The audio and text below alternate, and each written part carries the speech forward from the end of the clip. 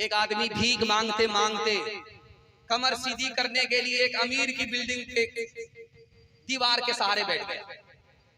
अल्लाह मियाँ से कहता, ओ अल्लाह मियाँ, किसी को छप्पर फाड़ करके दे रहा, किसी का हाल ये है कि मांगते मांगते थक हार करके बैठ गए, 2 वक्त का खाना नहीं मिल रहा, कैसी तेरी खुदाई। ऊपर वो मालदार सुन रहा था, उसका नाम था सिंदबाद जहाजी। वो अपने नौकर को बुला के उसको बुला करके लाऊंगा। क्या बोल रहा था? अब इसका पेशाब भी रुक गया, नबज भी ठार हो गया, पता नहीं कितना कोड़ा पड़ेगा। कहा देखो घबराओ नहीं, क्या बोल रहे थे? कहा हुजूर खुदा से शिकायत कर रहे थे कि हम लोग गरीब आदमी इतने परेशान, इतना खटते हैं, रोजी हाथ नहीं आती। अमीरों को देखो अय्याशी है, लाखों करोड़ों रुपए लूट करके लाते हैं, कूट करके खाते। ये बोलना कहा तुम गलत बोल रहे हो। तुम अमीर को आज अमीर देखते हो, बदगुमान हो जाते हो, लेकिन तुमने उसका कल नहीं देखा। रात दिन एक करके उसने मेहनत किया है, तब ये राहत उसको मिली है। याद रखो, दूसरे पर उंगली उठाने से पहले उसका पीछे देखो। इस दुनिया में अगर राहत चाहिए, आराम चाहिए, तो बगैर मेहनत के नहीं मिलेगी। एक आदमी रमजान के महीने में भीख मांगने के लिए बोला, अल्लाह के नाम पर दे, अल्लाह के नाम पर दे। दूसरा आदमी बोला कि हट्टे कट्टे हो, उल्लू के पट्टे हो, भैंस के अंडे हो, केले के छिलके हो, नौकरी करते नहीं भीख मांगते हो। क्या हुजूर क्या करेंगे, बाप भी मांगता था, वो इंटरनेशनल फकीर था, और दादा भी मांगता था, वो उससे बड़ा फकीर था, और मैं बाप दादा का रिकॉर्ड तोड़ने के लिए फकीर। तो बोला कि भाई तुम नौकरी क्यों नहीं कर लेते? कहा आप ही रख लीजिए, बड़ा बेहया आदमी है। ठीक है हम तुमको रख लेते हैं, 10 रुपया देंगे। कहा 10 रुपए तो हमारी गाय खा लेगी। कहा कि गाय भी रखते हो? कहा हुजूर 4 किलो दूध चाहिए हमको, 2 किलो सुबह के लिए, 2 किलो शाम को। इतना मुहज्जब फकीर।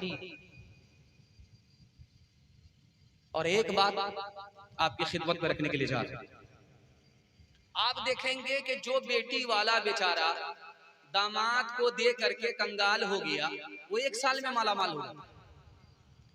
लेकिन जो दामाद ससुर को भी लूटा, गरीब होने के बावजूद भी नहीं छोड़ा, भिखारी बना करके रास्ते में रख दिया, वो दामाद 6 महीने ही में कंगाल हो गया।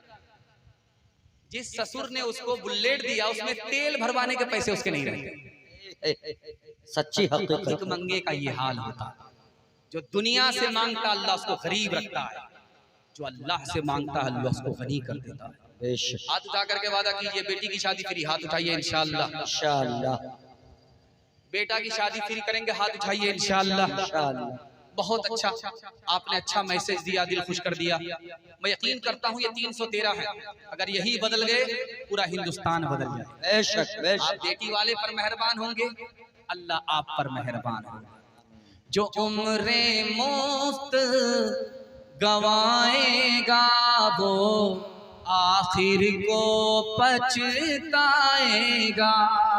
कुछ बैठे हाथ न आएगा, जो ढूंढेगा वो पाएगा। तू कब तक देर लगाएगा, ये वक्त भी आखिर जाएगा। उठ बांध कमर क्यों डरता है, फिर देख खुदा क्या करता है। ये दुनिया आखिर फानी है, ये जान भी एक दिन जानी है। फिर तुझको क्यों है रानी है, कर डाल जो दिल में ठानी है। जब हिम्मत की जो लानी है, तो पत्थर भी फिर पानी है। उठ बांध कमर क्यों डरता है, फिर देख खुदा क्या करता है। आखिरी पैगाम बच्चों के हवाले से सुनने के लिए तैयार है? जोश के साथ हाथ उठाइए। सब काम पहले होगा, निकाह बाद में करेंगे, हाथ उठाइए इंशाअल्लाह। इसकी शादी हो चुकी है, ये हाथ उठा रहा है, ये कैमरा सामने लगा हुआ है। अगर इसकी बीवी को वीडियो पहुंच गई तो इसका क्या हशर होगा? जब नाज़रीन का ये हाल है, सामईन का क्या हाल होगा? अल्लाह खैर फरमाए। बहुत सारे बूढ़ों ने भी हाथ उठाए, उनको कौन सी शादी कह रहा है? ध्यान से सुनिएगा, जल्दी से निकल जाएगा।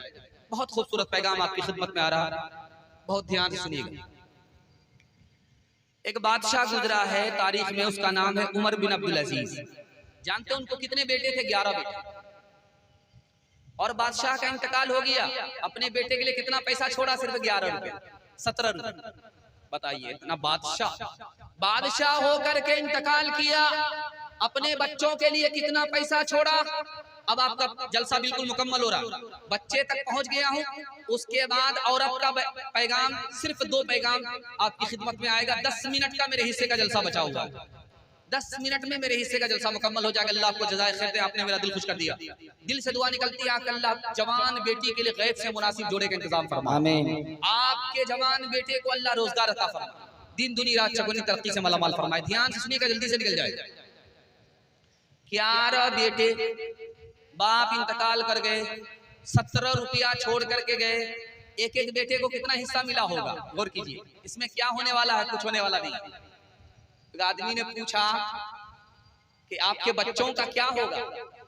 इतना कम पैसा आप अपने बच्चे के लिए छोड़ करके जा रहे हैं, इसके बच्चों का क्या होगा? कहा, मैंने अपने बच्चे को तमाम लोगों के बच्चे से सबसे ज्यादा इल्म दिया है।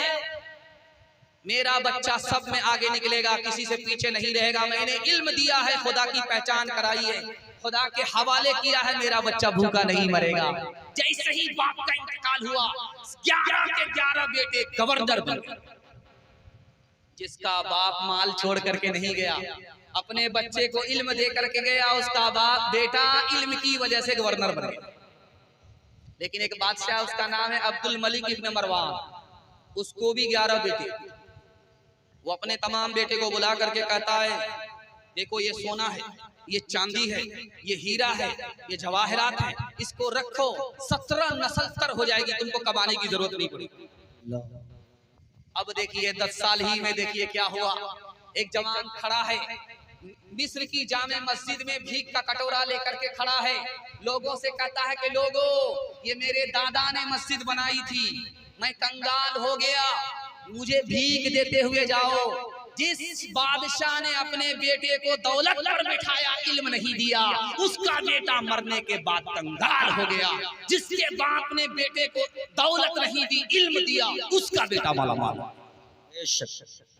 एक खास बात याद रखें, जिसका बेटा जितना काला होता है, उसकी माँ उसको उतना ज्यादा साबुन लगाती है। किसी तरह ये कालिया गोरा हो जाता, लेकिन वो साबुन तो काला हो जाता, वो कालिया गोरा नहीं होता।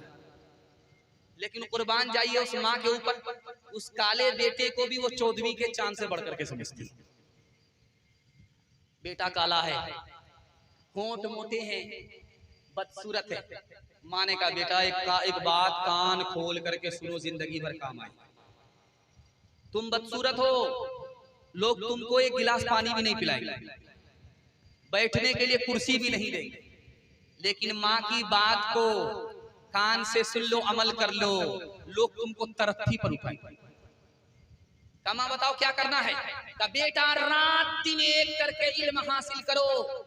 जिस दिन तुम रात दिन इल्म हासिल करके बड़ा आदमी बन जाओगे, लोग तुमको तरक्की पर उठाएंगे। माँ की नसीहत को बेटे ने कबूल किया, रात दिन इल्म के पीछे गया। अल्लाह ने उस बदसूरत बच्चे को मक्का का काजी बना दिया। अगर तालीम में हम कुछ तरक्की कर नहीं सकते, तरक्की का हमारा कोई इम्कान हो नहीं सकता। हमें एहसास जब तक खुद न होगा अपनी हालत का, हमारे हाल का कोई भी पुरसा हो नहीं सकता। अगर तालीम की मुश्किल पे काबू पा नहीं सकते, तो हमसे कोई मुश्किल काम आसान हो नहीं सकता। करे तहजीब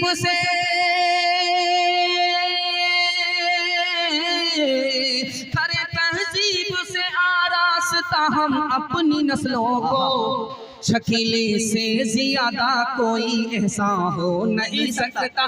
शकीले से ज्यादा कोई एहसान हो नहीं सकता।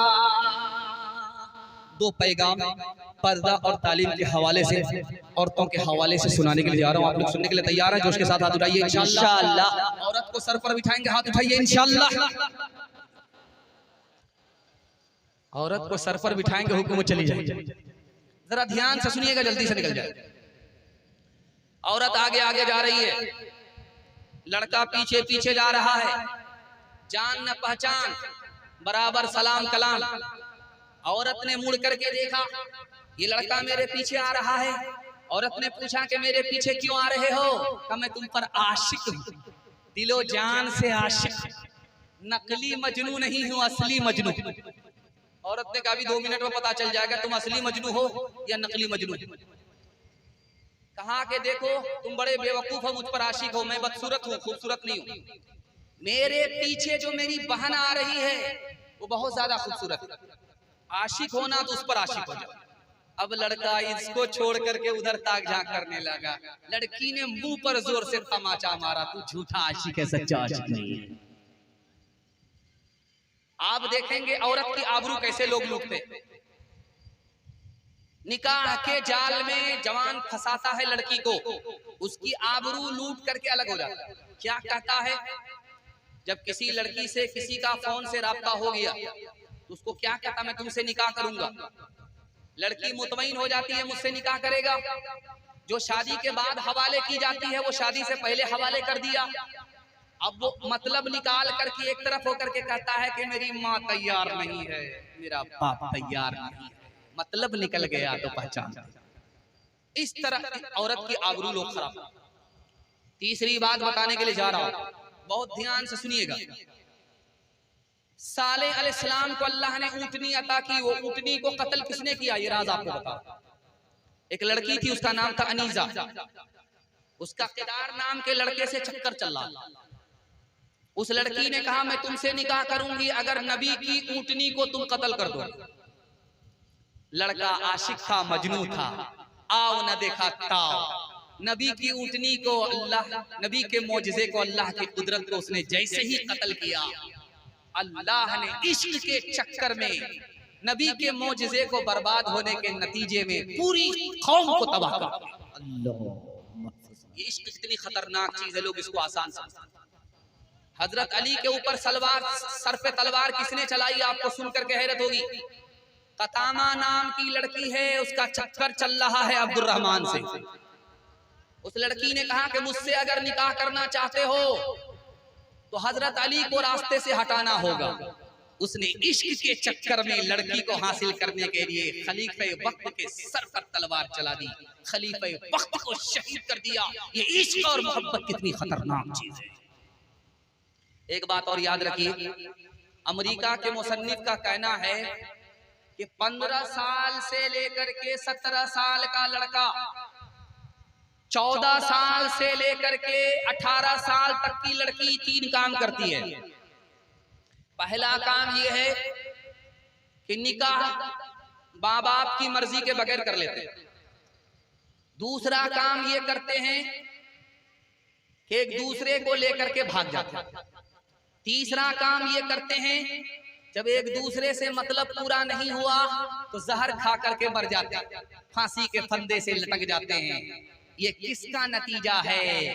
बाप ने स्क्रीन टच मोबाइल दे दिया, बेटा से और बेटी से बेखबर हो गया। सूने घर में बकरी सवासी, बेटा खुदकुशी कर रहा है, बेटी खुदकुशी कर रही है, एक दूसरे को लेकर के भाग रही है, यहाँ तक के वक्त से पहले मर्जी के बगैर निकाह। एक मिसाल पर पैगाम खत्म कर रहा हूं। आपको सिर्फ 3 काम करना है अगर अपनी बेटी को बचाना है। आज किसी की बेटी भाग जाती है तो हंसते हैं, चौक चौराहे पर चुटकी लेते हैं, देखिए उसकी बेटी गई। आज आप चुटकी ले रहे हैं, दूसरे पर हंस रहे हैं, कल आपकी बेटी भी भाग सकती है। इसलिए दूसरे पर उंगली उठाने से पहले 20 बार सोच लीजिए कि उसकी बारी तो आ गई, अब किसकी बारी है।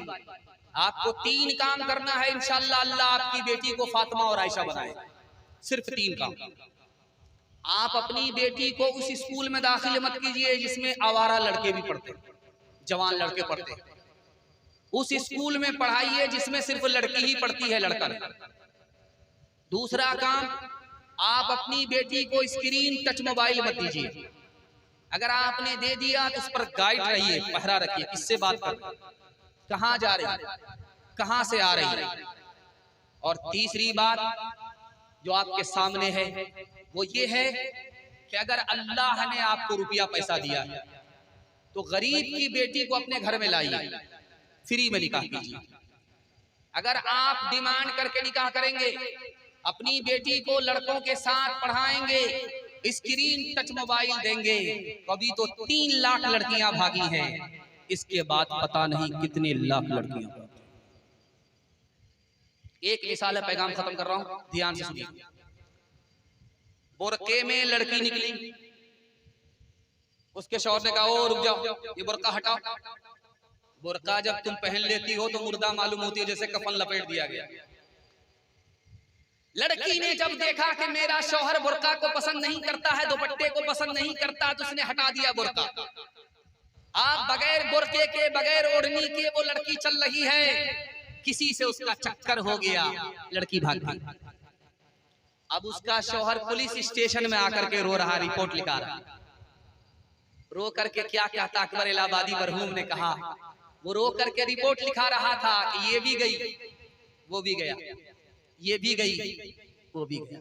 हाथ उठा करके वादा कीजिए, इंशाअल्लाह अपनी बेटी को, अपने घर की औरत को अपने हाल पर नहीं छोड़ेंगे। हाथ उठाइए इंशाअल्लाह। जिस्म पर लिबास की कमी अजीब लगती है, मुझे अमीर बाप की बेटी गरीब लगती है। जिससे आंचल भी नहीं सर का संभाला जाता, उससे क्या खाक तेरे घर की हिफाजत होगी। क्या गुजरी एक पर्दा के मुखालिफ रो रो के पुलिस से कहते थे, क्या गुजरी एक पर्दा के मुखालिफ रो रो के पुलिस से कहते थे, क्या गुजरी एक पर्दा के मुखालिफ रो रो के पुलिस से कहते थे।